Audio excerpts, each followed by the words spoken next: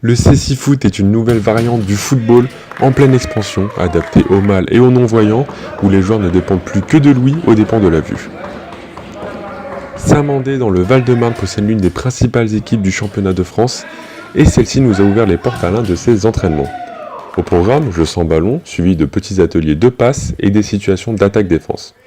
Benjamin, gardien du club de Saint-Mandé, explique alors son rôle primordial dans l'équipe, lui qui doit communiquer sans arrêt avec ses joueurs. Quand on vient à l'entraînement, je bosse pour moi, comme un gardien effectivement de futsal ou de foot. Mais il y a aussi le côté, voilà, je viens aussi pour les gars, on bosse ensemble. Bosser ensemble, c'est le mot d'ordre de ce sport. Pour pouvoir jouer, chaque personne fait une confiance absolue aux autres et au son qui l'entoure.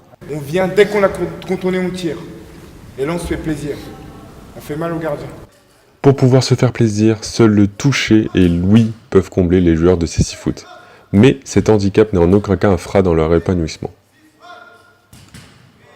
Je vois pas qu'effectivement ils ont un handicap ou quoi. Moi, mes coéquipiers, j'ai Sergio Ramos en défense, j'ai Léo Messi qui joue contre moi, ça me va très bien et non, ils sont très bons et je vois pas le handicap. Communiquer entre eux, mais aussi avec les voyants autour du terrain, remplace quasiment la vue de ces joueurs hors du commun. Je suis né voyant et j'ai perdu la vue à l'âge de 10 ans, suite à un décollement de la rétine. Donc j'ai commencé à voir flou, puis j'ai perdu la vue. Yvan Wanji est le symbole de ce sport. Pratiquant depuis 2009 et international français dès 2010, le capitaine de l'AS Saint-Mandé sait où il veut aller. Malgré le handicap, on peut être non-voyant et faire plein de choses. Réaliser ses rêves, faire du sport, faire des études, être performant, se faire plaisir, avoir confiance en soi.